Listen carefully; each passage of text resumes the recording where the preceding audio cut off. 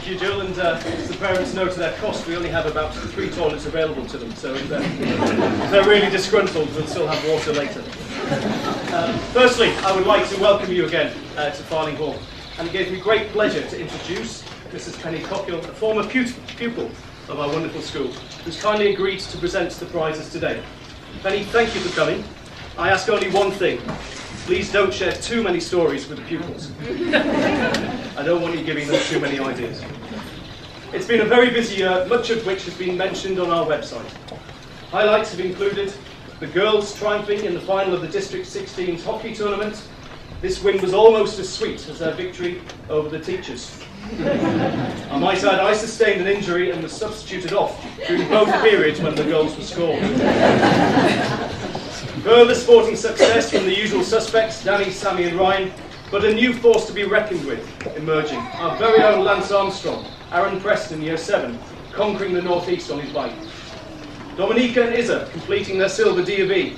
just in the nick of time. The expedition was hard, the paperwork was harder.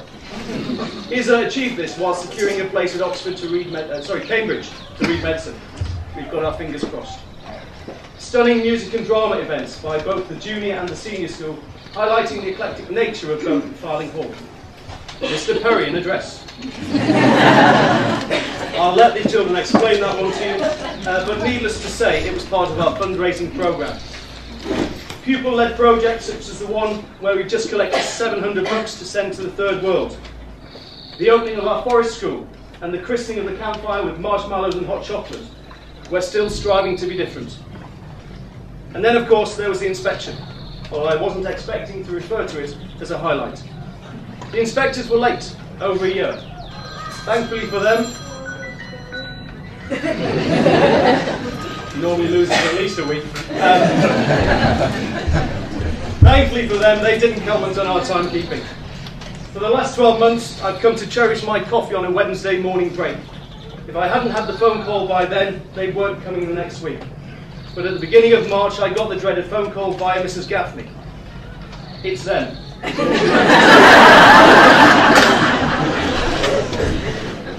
But we had nothing to fear.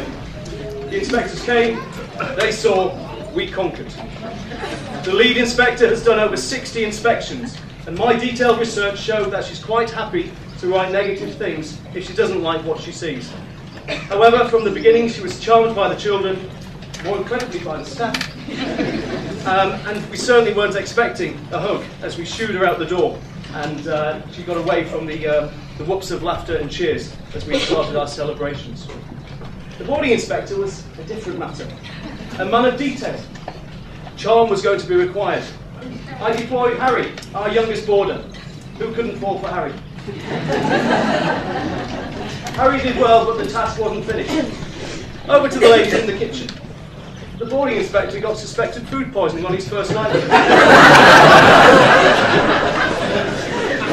and wasn't seen again. Now, I jest, of course, about the source of the illness, and please enjoy the lunch afterwards. But it is true, he didn't actually make it back to school due to a mysterious illness. The team we managed to keep, however, fully embraced Fyling Hall and definitely got us. Because what we do here is unique, is special, and is certainly worthwhile. Our early years provision under the careful watch of Amanda Freer was also highly praised. Who can resist you in the fairy act?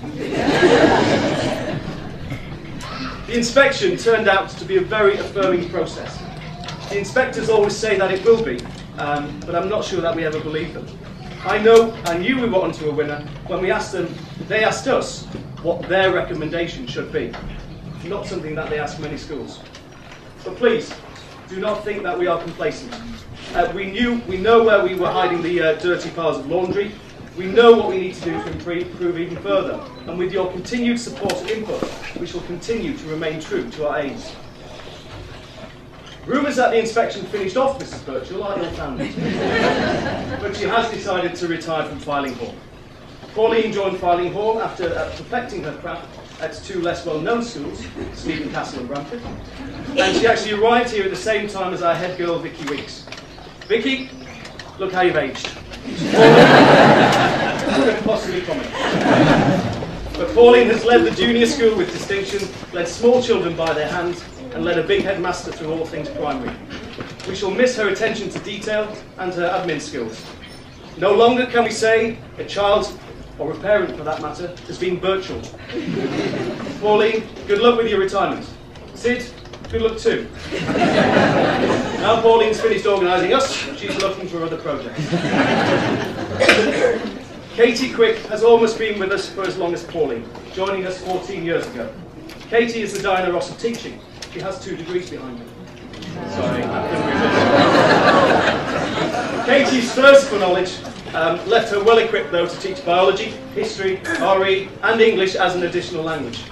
She's also a demon with the badminton racket and thoroughly threw herself into girls' games when she was a member of that department too. Katie, we wish you well for your retirement. In September, we're being joined, or should I say rejoined, by Karen Richardson. Karen initially came to Fyling Hall in September 2004 to teach in the science department of the senior school, but was poached by the junior school.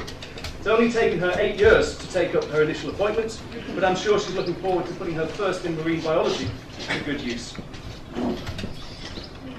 This time last year, Prizegiving was being filmed by Bob Richardson, our wonderful IT technician. Bob died suddenly last summer, and he's been a hard act to follow in so many ways. We all miss him, but not his colourful ties or awful jokes. However, his legacy, dragging Fyling Hall ICT into the new millennium, remains with us. I was privileged to be asked to speak at the funeral service, and was overwhelmed by the support given to Wendy and their families by the staff and pupils, past and present. It's at times like this that you realise you are very much part of the Fyling Hall family. Earlier in the year, we also said goodbye to Peter Manchi, our Aussie Gappy, who is currently enjoying life in Brisbane and trying to fit a bit of work around his party. Peter was an excellent Gappy and managed to survive a year living in the flat in my house. In January, we welcomed Joe Fro, who's filming this.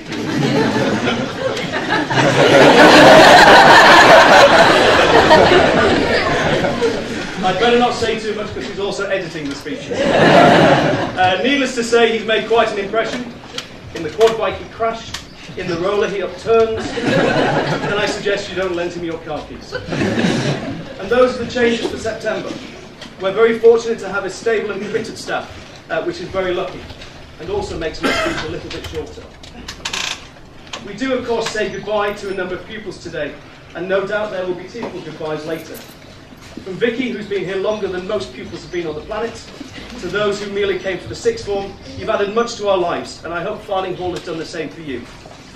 I hope you've been inspired, no doubt, just as we've been inspired by you at times as well. And Jack, yes, you can now grow a beard, and nobody will tell you off.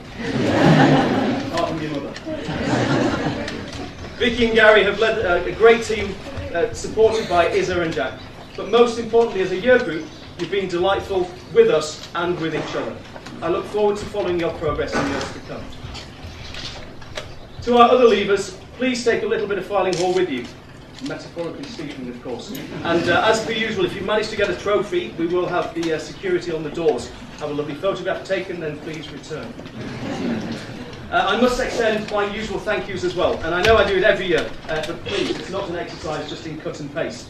It is the fact that I genuinely want to say thank you to the people who support me. To the children, the inspectors were impressed by you, and we knew that would be the case.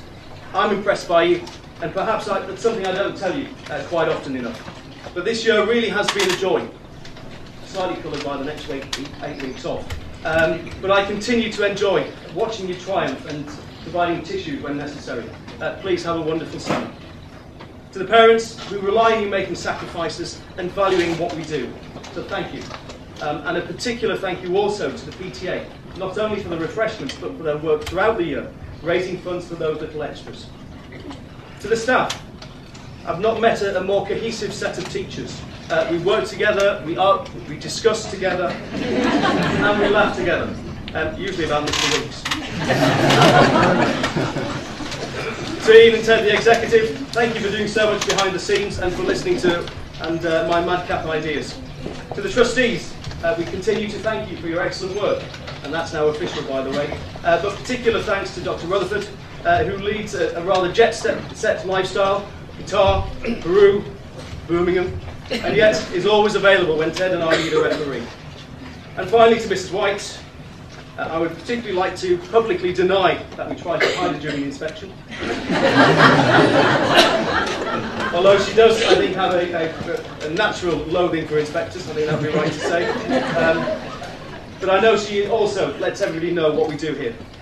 She's also raised ticket sales for the local musical theatre company by press ganging everybody into going to watch me.